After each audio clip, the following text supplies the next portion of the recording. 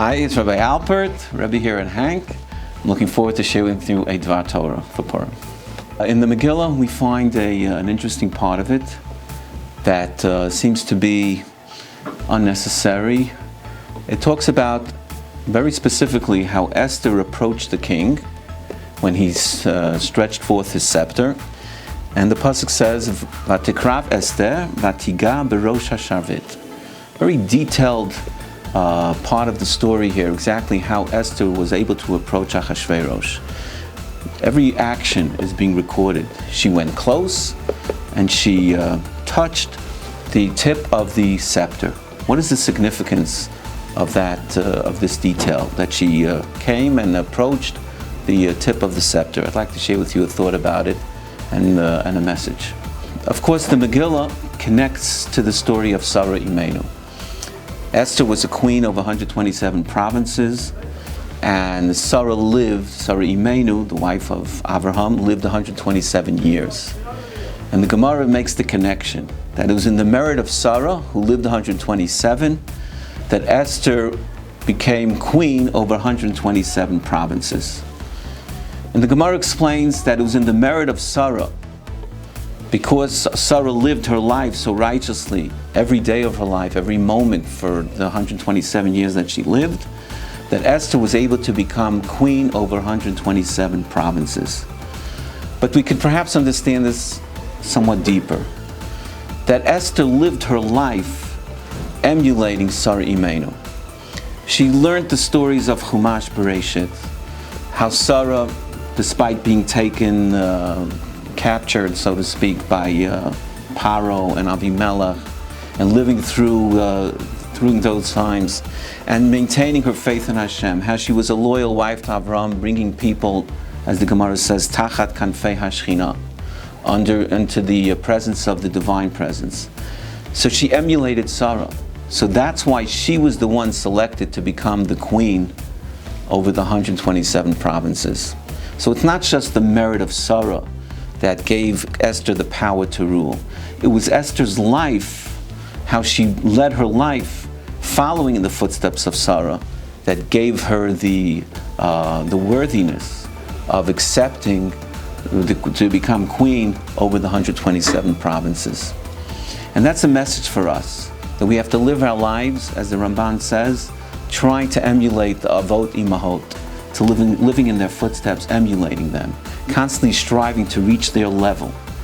And when we do that, we can merit the Geula.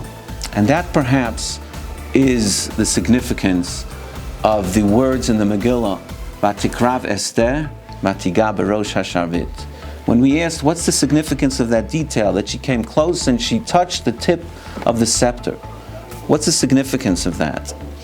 And I believe the significance is that it's relating to us this life of Esther, how she took every situation that she was in, including this situation where she was forced to go to Achashverosh, and she took it and lived up to it, in the sense that she did fulfill God's commands, whatever situation she was in. So that's what the Megillah says. Vatikrav Esther, vatiga berosh hasharvit. She touched the tip of the sharvit, and there's a remez to this idea that we've been explaining. The tip of the sharvit, we're going to learn as a reference to the word hasharvit. Let's take the word hasharvit. She touches the tip, the beginning of it, the rosh hasharvit. The word hasharvit is spelled Hey Shin Reish Bet Yud Tet, and it's 6 letters.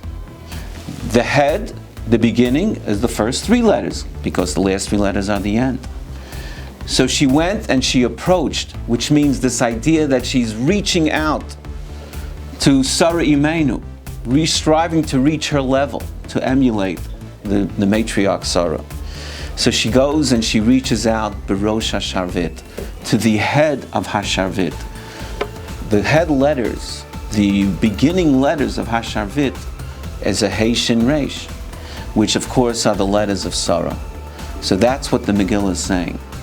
This is the importance of that detail. Vatikrav Esther, she's getting close. And what is she striving for? To emulate Sarah. Vatiga, And Hashem says, I'm going to save you, Esther, and Am Yisrael, because you reached indeed Rosh HaSharvit. Rosh HaSharvit, the beginning letters of HaSharvit, are the letters of Hey, Shin, Reish, which spells Sarah. You did indeed reach the goal you're striving for. You emulated Sarah, and therefore you will be the one to have the merit of Sarah and be able to save Am Yisrael. So that is the message that we have to take. We have tremendous legacies from our ancestors, and they did tremendous sacrifices for us. And we have to live up to those legacies. We have to strive to emulate their ways, especially the ways of Abraham, Yitzchak, and Yaakov, Sarah, Rivka, Rachel, and Leah, the Avot and Imahot. We do that, the Mashiach would come. So have a great Purim, and let's take this message and live our lives accordingly. Thank you.